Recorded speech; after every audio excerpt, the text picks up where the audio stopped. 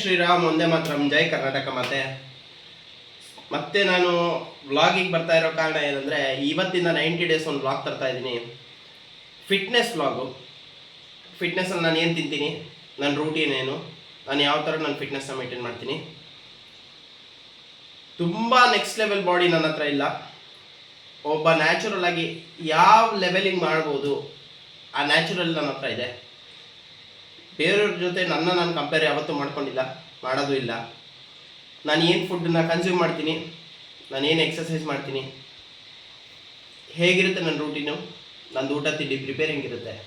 ನಮ್ಮ ಶೆಫ್ ಒಬ್ಬರಿದ್ದಾರೆ, ನನ್ನ ಹೆಂಡತಿ, ಅವಳು ನನ್ನ ಫುಡ್ಡನ್ನೆಲ್ಲ ಅವಳೇ ರೆಡಿ ಮಾಡೋದು. ಹೇಗೆ ರೆಡಿ ಮಾಡ್ತಾರೆ, ಹೇಗಾಗುತ್ತೆ, ಇನ್ನು 90 ಡೇಸಲ್ಲಿ ನನ್ನ ಟ್ರಾನ್ಸ್ಫಾರ್ಮೇಷನ್ ಹೇಗಿರುತ್ತೆ ಬಾಡಿದು ಅನ್ನೋದೇ ಮೇನ್ ಟಾಪಿಕ್ಕು. ಇದು ಇವಾಗಿರೋ ಕರೆಂಟ್ ಫಿಟ್ನೆಸ್ ನಂದು. ಇವಾಗಿರೋದು ಇನ್ನು 90 ಡೇಸ್ ಆದಮೇಲೆ ಯಾವ ಥರ, ಎಷ್ಟು ಟ್ರಾನ್ಸ್ಫಾರ್ಮೇಷನ್ ಆಗುತ್ತೆ, ಎಷ್ಟು ಫ್ಯಾಟ್ ಹೋಗುತ್ತೆ ಬಾಡೀಲಿ. ಸುಮಾರು ಫ್ಯಾಟ್ ಇದೆ ಈಗ ನನ್ನ ಬಾಡಿಲಾಗಲೇ, ನೀಟ್ 6 ಪ್ಯಾಕು ಕಾಣಿಸ್ತಿಲ್ಲ. ಎಲ್ಲದನ್ನೂ ಕ್ಲಿಯರ್ ಮಾಡೋಣ. ಯಾವ ಥರ ಮಾಡ್ಬೋದು ಎಕ್ಸಸೈಸು, ಎಷ್ಟು ಫುಡ್ಡು ಹೇಗೆ ಕನ್ಸ್ಯೂಮ್ ಮಾಡಬೇಕು ಅನ್ನೋದನ್ನು ಕರೆಕ್ಟಾಗಿ ತೋರಿಸ್ತೀನಿ. ಮಾಡುವ ಬನ್ನಿ.